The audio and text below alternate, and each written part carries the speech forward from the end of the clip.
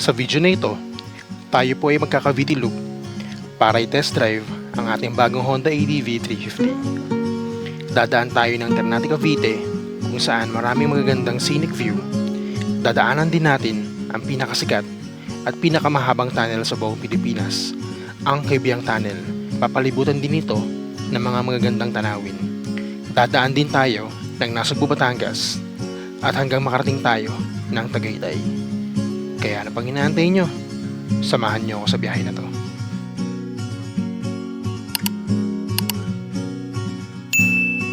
Good morning guys! So tayo ngayon ay mag-short ride lang. At tayo ay mag-test drive lang ng ating bagong Honda ADV na 350. Actually mga 1 month na to sa akin. Pero ano na lang, punta lang ng grocery, mga malalapit lang. Pero hindi pa talaga natin natin test drive ng alam mo yung medyo malayo ng konti. So ngayon mag-short ride tayo. Ikot lang tayo ng ng Kaibiyang Tunnel. Gusto lang natin i-test drive ng ating Honda ADV 350. Dito tayo ngayon sa Governors Drive, dito sa may Naik. So yun, ganyan na sabi ko, test drive natin to. Di pa talaga tayo nakapag malayuan ng konti. So naisip ko na dito natin gawin sa famous na loop dito ng mga taga Cavite. Itong Cavite Loop na kung saan is dadaan tayo ng Maragondon, Ternate, tapos magkikibiyang tayo, and then diretso tayo papuntang Nasugbu, and then Tagaytay, and then pabalik dito sa atin. So tingin ko mga 154 kilometers tong loop na to. Medyo lang, maikli lang, pero yun nga, gaya na sabi ko, gusto natin i-test to dahil nagkaroon tayo ng opportunity na makabili ng ganitong klaseng motor. Talagang nagsimula tayo sa Honda ADV 150 and then nag-upgrade tayo into 350. Ang gandang gamitin itong motor na to, promise. Napaka-relax, napaka-komportable. Pag-angkas ko nga si Mrs., parang hindi na nga kami nagkakadikitan kasi malawak yung yung upuan niya, napakalaki. So yun, so as you can see dito sa TFT panel natin na 5-inch TFT panel, makikita natin na yung temperature bago to na may ganito, na makikita natin na 31 degrees. So nakikita niya ako ng temperature natin ngayon. At ayun, 5 inches tong TFT panel. At dito sa TFT panel makikita din natin itong letter T. Ibig sabihin naka-activate yung traction control nito. So ayun, maganda. Ang ganda ng tindig ng motor na to. So dito na tayo, kakaliwa tayo dito guys. Madali lang naman to. Madali lang tong loop na to. Actually mga iba marami na sa inyo nakapag motor na ng ganito o nagawa na tong loop na to, kasi madali lang naman to puntahan. So first time natin maglo-loop ng weekday. Kasi dapat kahapon natin gagawin to, Sunday. Ang problema is may lagnat yung anak ko Kaya sakit kahapon, may ubo, may lagnat. So ayun, bantay sarado namin. Salamat sa Diyos at ngayon ay okay na siya. Kaya ayun, ngayon natin gawin tong loop na ito. Kasi actually ang purpose talaga is alam mo yun, na-experience ko na mag-ride gamit ang Honda 350, lalo na at meron kaming planong ride ng mga ka-work ko. So abangan nyo, itik mga di pa short, tentative is March 15, magba-Batman loop kami. So medyo malayo yun, mahabang loop yun. So syempre bago natin gawin yun, testing muna natin, practice muna natin itong motor na to. I think ito yung perfect loop para i-test to, kasi alam niyo naman itong loop na to is may mga twisties din dito, may mga ahunan. Kaya yun, kailangan masanay na tayo sa motor na to, kasi nasanay talaga tayo sa Honda ADV 150. So ayun, kung makapansin nyo, marami na ako nag-rides gamit yung motor na yun, pero hindi ko siya dinadocument. Hindi ko alam, siguro medyo ang hirap kasi mag-edit kapag mga yung content mo is content creator. If pag motor yung gagawin mo, feeling ko ang hirap ng edit. Kaya pansin nyo yung mga video ko, more on food review, hotel review or mga nagka-travel kami kasama yung family. Para sa akin mas madaling i-edit yun eh. Pero sige, eto, simulan na natin. I-document na natin yung mga rides natin gamit tong ating bagong motor. Naka ano na to naka ABS na to, harap likod. Kaya, and may traction control, kaya kahit paano medyo safe na tayo sa pagmumotor. Oh, ang ganda ng arangkada. Ganda ng arangkada nito. Ang smooth lang dalhin. Mabigat siya sa 188 kilo. Pero kapag nagmumotor ka na naman, parang hindi mo naramdam eh. Wala na, okay lang naman siya. Hindi siya ganun kabigat na. Madali naman puntahan nitong Kaibiyang Tunnel. Actually, napaka convenient ng pag-drive sa Kaibiyang. Napapagaan niya yung buhay ng mga gusto magbiyahe ng Batangas kapag manggagaling ka ng Cavite, manggagaling ka ng Metro Manila. So, pwede mong daanan yung Kaibiyang Tunnel. Mas mapapabilis yung biyahe mo kapag pupunta ka ng Batangas. Kaya, ayun. At isa pa, kaya maganda rin puntahan yung Kaibiyang Tunnel. Bukod sa bakit siya maganda puntahan ng mga riders, ng mga turista, bumababa kasi ang ganda talaga ng ang ganda ng view. Syempre famous yung Kaibiyang Tunnel, pinakamahabang tunnel sa buong Pilipinas. At the same time, napapaligiran siya ng mga magagandang kabundukan, may mga dagat. Kaya ang ganda. Gusto actually pang weekend ride talaga maganda pumunta doon. Pero yun nga, di tayo nagkaroon ng chance na makabiyahe kahapon. Kaya ngayon natin gagawin to. Medyo hindi naninibago pa ako sa niya. Syempre, medyo mas malaki na siya. Hindi katulad ng yung gamit ko pa yung 150. Ang maganda rito is naka naked bar pa rin siya. Mahaba siya. Meron siyang TFT panel na 5 inches. At ang ganda, meron siyang ito windscreen. Ang taas bali adjustable siya ng 3 beses. Tayo yung pinakamataas. Medyo lang ako dito, medyo tiptoe ako sa height ko na 5'8", kasi meron tong seat height na 795 millimeters. So medyo mataas siya ng konti at tiptoe tayo, pero masasanay din tayo. Kaya nga ating ginagawa itong ride na to para talaga maging familiar na tayo sa motor na to. At makapag sa mga future rides natin, mga upcoming rides natin, it's just sanay na tayo. Grabe, na-enjoy ko to. Ang sarap sa pakaramdam. Thank you Lord. Talaga nagpapasalamat po talaga ako sa Diyos. At karoon tayo ng opportunity na makabili ng ganitong klaseng motor. Ay, ito lang talaga isa sa mga nagpapasaya sa akin. Siyempre, sobrang na-enjoy ko talaga. Sarap. Lalo na siguro mamaya pag nandun na tayo sa may paahon, sa may Ternate, mas lalo siguro natin ma-enjoy itong pagmumotor. Nakuha natin to sa halagang 306,000 pesos. So medyo pricey siya. Hindi pa siya express legal, pero kasi may kanya-kanya naman purpose ng pagkuha ng motor. So ako gusto ko lang talaga magkaroon ng experience sa makapagmotor ng medyo higher cc na. At syempre nasanay na tayo sa Honda ADV 150 and gusto natin i-try itong 350. Alam nyo naman malaki ako, mataba tayo. Perfect sa akin itong motor na to. At isa pa, ang laki ng storage ito guys. Actually yung upuan nito, pag binuksan nyo, kasya dalawang helmet yung helmet ko na double XL, kasya. Hindi ko na kailangan yung top box sa likod pero pinalagyan ko pa rin Kaya ang dami mong malalagay dito sa motor na to.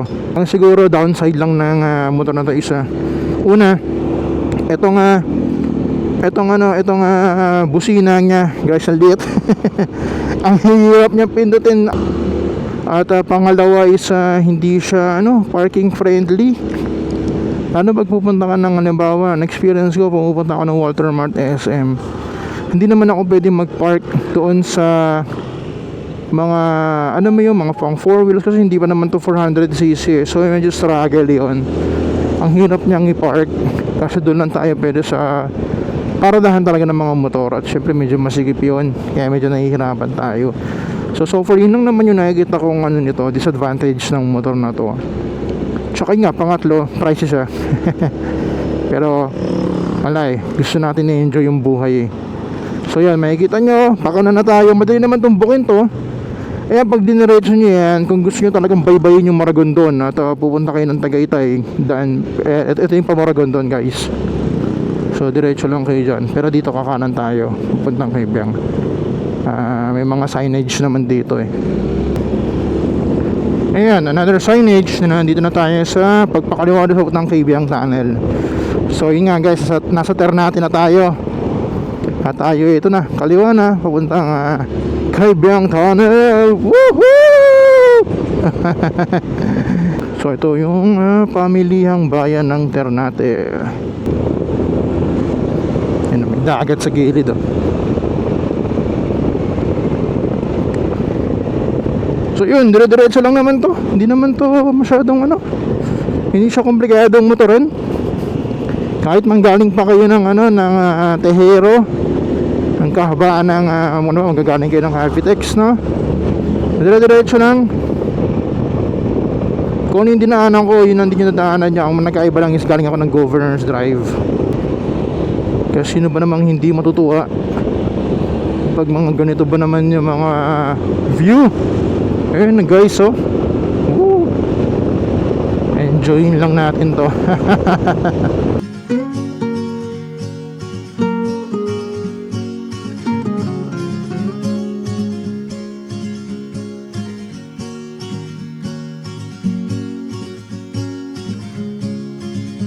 Magandang mag-breakfast dito guys, dito banda. Ayun, may magandang view sa gilid. Pero hindi na gutom eh, nakapag-breakfast tayo kanina eh. So yan, kung gusto niya mag-stop over dito, ang ganda ng view. Yan guys. Oh, ang ganda doon, mag-breakfast dito. So nakapag-try na kami sa beses dyan, mag-breakfast dyan. Masarap yung pagkain dyan at the same time maganda yung view kasi may dagat doon sa gilid eh. Pero baka mag-coffee na lang tayo or lomi banda sa Tagaytay kasi hindi pa naman tayo gutom. Anong oras na tayo malis? 9 AM. So nakapag-breakfast na kami ni Mrs. nun. So dito daw yung Puerto Azul, yung resort na yan. Hindi pa tayo nakapunta dyan. So kanina 34 degrees yung temperature dun sa bahay namin paglabas. Ngayon sa lugar na to is 29. So ang galing ha, di ba? Na monitor niya ako yung temperature natin dito. Ayun, natin naman naman ganyang view. Thank you Lord. Ang ganda. So sa mga hindi pa nakatry na gawin tong loop na to, gawin nyo na to. Sobrang mai-enjoy nyo. Tingnan nyo naman yung mga view. Actually kasi mga unggoy dito eh. Makakita ka ng mga unggoy dito. Sarap, solo natin yung kalsada guys oh.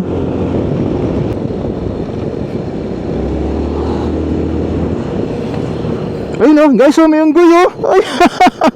Ayan oh. Ayan oh, yung unggoy oh. May unggoy. Sabi sa inyo, nakakita pa ako ng malitong unggoy, ang cute. Promise guys, edit ko na to. Sana pag na-upload ko to, panoorin nyo. Tapos subscribe naman kayo sa akin guys, para dumami yung ating subscribers at lalo tayong mamotivate gumawa ng mga video. Twisties.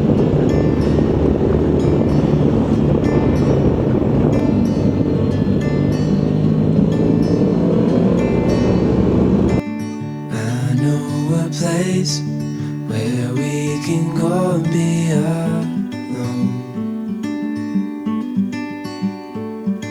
So come away with me, nobody has to know.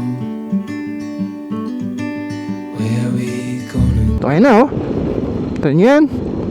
Kibiyang na. Nakaliwa na tayo dyan. Sabi sa inyo, madali lang naman itong puntahan eh. May mga signage naman eh. Grabe yung twist na to oh. Letter C ah. Pero syempre chill ride lang tayo. Hindi natin kailangan magmadali. Makikita nyo. Ayun o. May mga kainan din dyan. So hindi na natin to ihintuan. So ito lang. Ito na yung Kaibiang Tunnel. Let's go! Woo-hoo-hoo! Woo-hoo-hoo! Grabe din sa loob oh. Kaibiang Tunnel!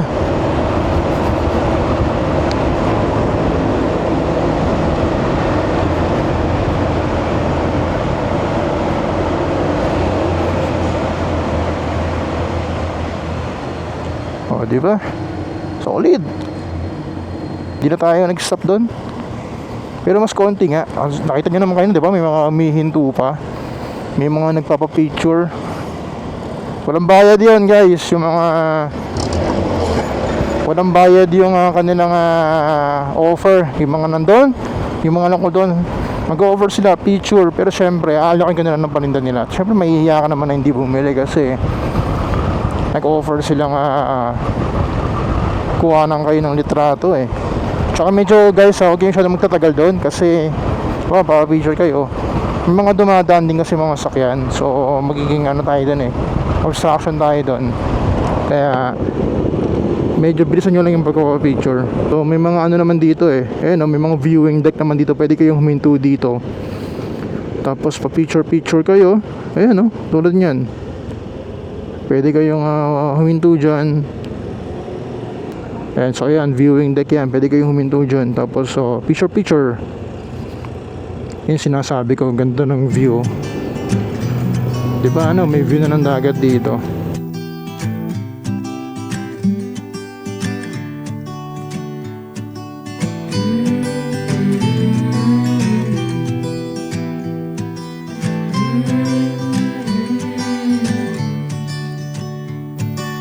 These days are running slow. Sunsets and shores far from home. Headlights are shining on the sea. Guys, tingnan nyo naman yun. Yung view natin ayun kita yung bundok, may dagat dun. So sabi tayo ay nasa highway boundary na ng Ternate na Sugbu. So yun guys, wawalan tayo doon para magka-picture. Ganda kasi ng view eh.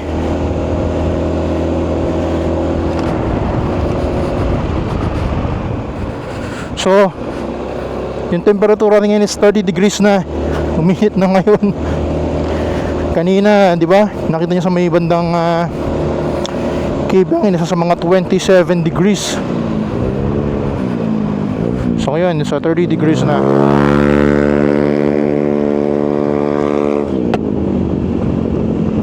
Then, sa ngayon is nakaka nakaka 31.6 kilometers na yung ating tinatakbo. Ito, medyo ako na to guys may konting patwistis at pero dun banda kapag medyo na tayo makalagpas pa tayo ng konti, puro ahon na yun. Ito, nagisimula na nga diba? At syempre smooth na smooth lang to kay Honda EDV 350. Hindi tayo ipapahiya sa mga ahunan nito guys. Ganda tingnan nyo naman sino ba namang hindi matutuwa dyan yellow and green and brown. Yan lang yung mga nakikita natin dito. So dito na to, kapuno na. Kung kanina may view ng dagat yung paglagpas mo ng Kibang, ito medyo mapuno. May dagat pa rin naman may tanaw pa rin ng konti.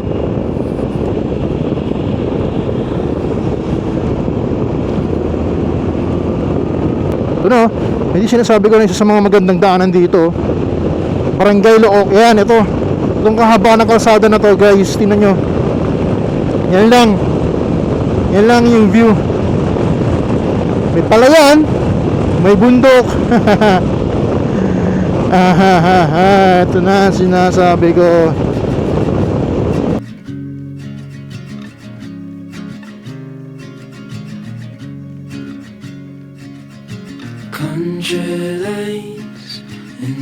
coastal plains, endless views that we're passing through, making our way to a distant place, just us two,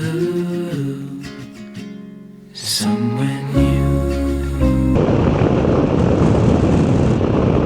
So may dalawang daan guys sa papuntang Tagaytay. Ito pag diniretso mo to, papunta tong east-west, yung bagong east-west drive. Pwede kang dumaan ng Magallanes.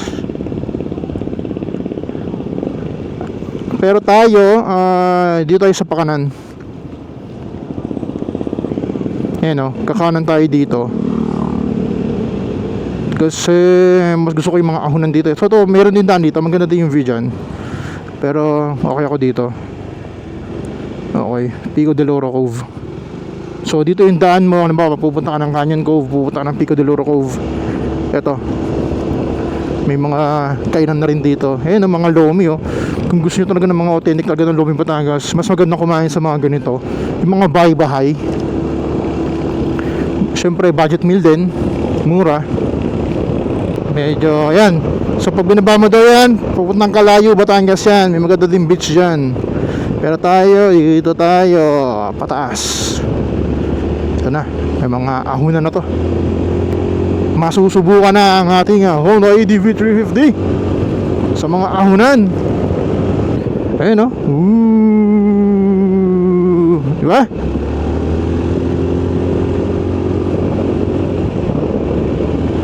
Smooth lang.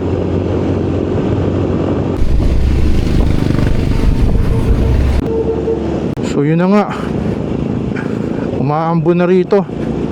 Wala pa naman tayong dalang kapote.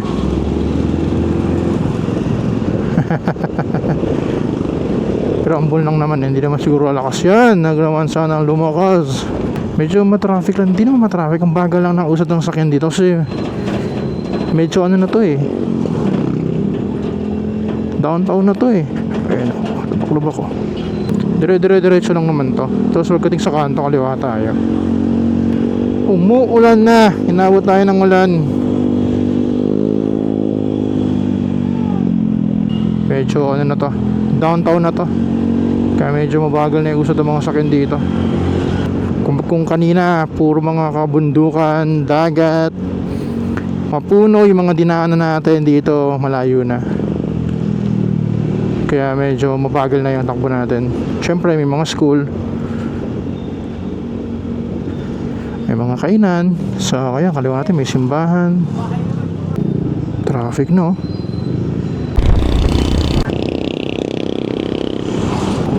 Walang tigil ang ano ambon na. So yun guys, kakaliwa na tayo dito.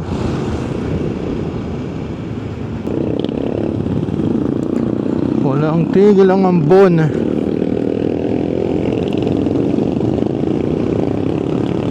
Medyo mabagal lang yung usad ng sakyan doon sa may downtown area. Ayan, kaliwa tayo. Nasubok yung pag-umaneho natin doon sa mandang matraffic doon. Na-testing natin kung kaya ba nating makaiwas sa traffic. Medyo kaya naman. Makakasingit ka pa rin naman sa gilid-gilid kahit paano.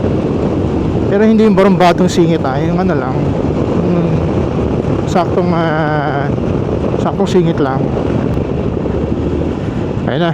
So yan, makikita nyo naman yung signage pagba left, Tagaytay, Alfonso, Manila. So ayun guys, di ba? Napakadali lang niyang ikutan.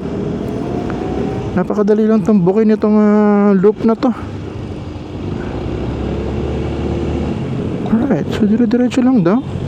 Tapos yan Alfonso 27 kilometers, Tagaytay 39, SLEX 64. So yan, babaybay na natin tong Tagaytay na Sugbu Road. Umuulan? Ganun. Yan sabi Tagaytay Twin Lakes. So dire-diretso lang tayo. Ito puro patag na to.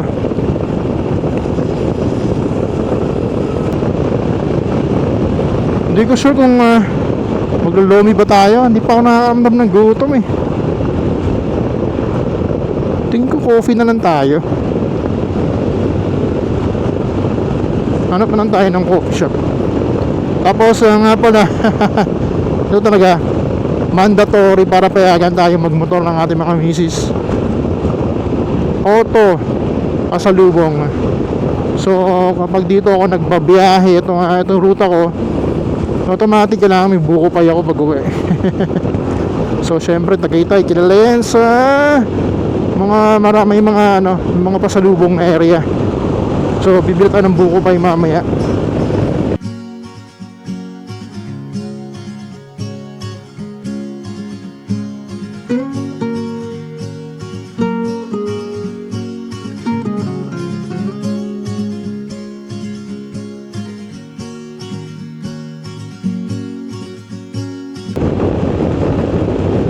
Ang fog ngayon dito sa area na to guys, oh.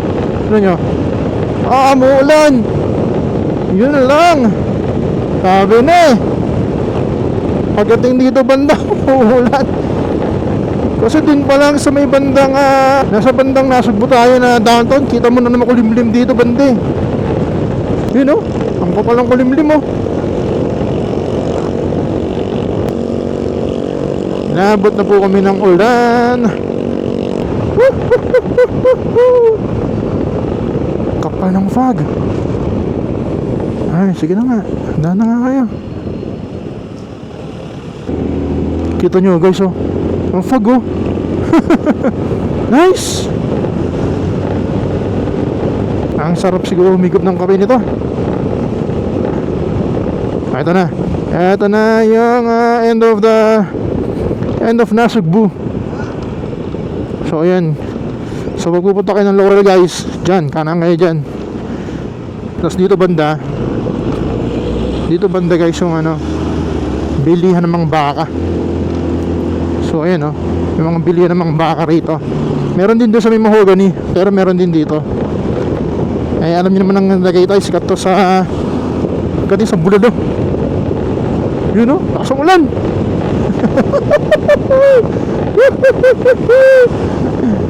Tayo pwedeng minto. Saan tayo pwedeng mag-coffee pag ganito umuulan?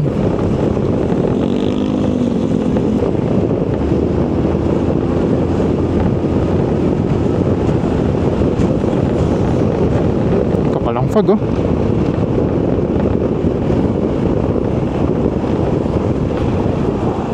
Ito na guys yung Twin Lakes oh. Kung gusto nyo mag-stop over dito sa Twin Lakes, ito. So alam ko may Starbucks dito. Dito na ba tayo? Or medyo abanti pa natin ng konti. Wala namang kasing paradahan ng motor dito eh. Ano kayong paradahan dito pa sa pagtawid eh. Pero sana tayo mag-coffee dito. Pero feeling ko walang paradahan para sa motor.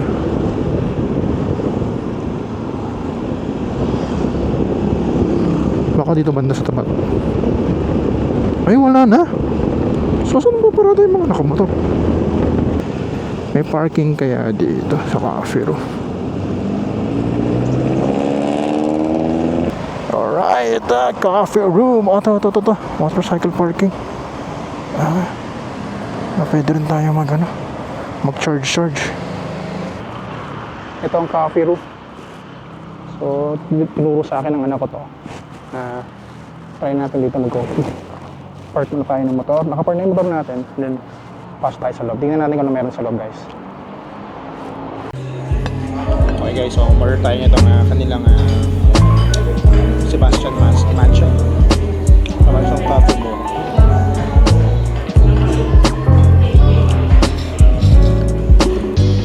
Sakto lang, hindi siya ganyan matamis.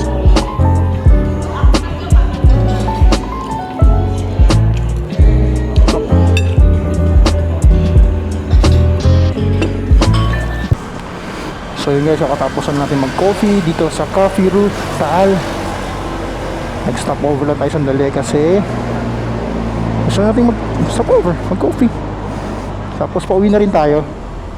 Bali Check natin yung mga gamit natin.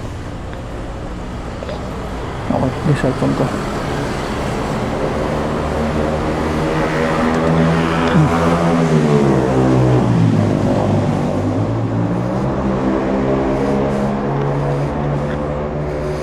So bali nag-coffee lang tayo. At so ang ganda ng ambience dito. Talaga nga pwede nyo dalhin yung family nyo. Malaki yung space at very Instagrammable. So let's go. So hanap tayo ng buko pie na pwedeng ibili kay Mrs. Oh, ito na yung bagong flyover ng Tagaytay. This time try natin nakamotor.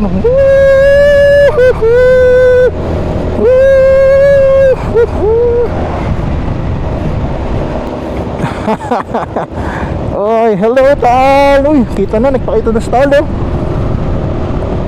25 degrees yung temperature dito sa taas. Napakalamig guys.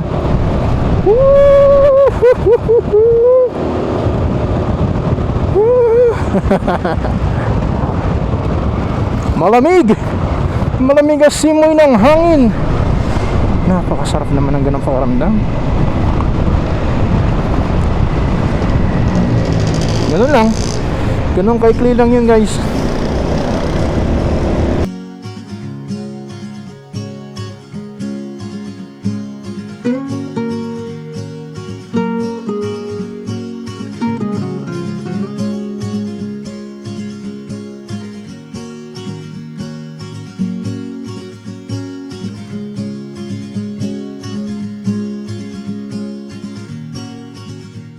Sila sa buko pa eh.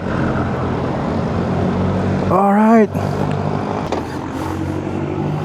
So ayan, ito yung kanilang Cecilia's buko pie. So sikat din to dito guys.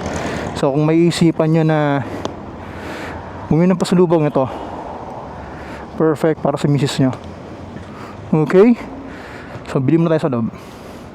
Okay guys, so nakadagpas na tayo ng Mendez. At tayo ay nandito na sa May Indang.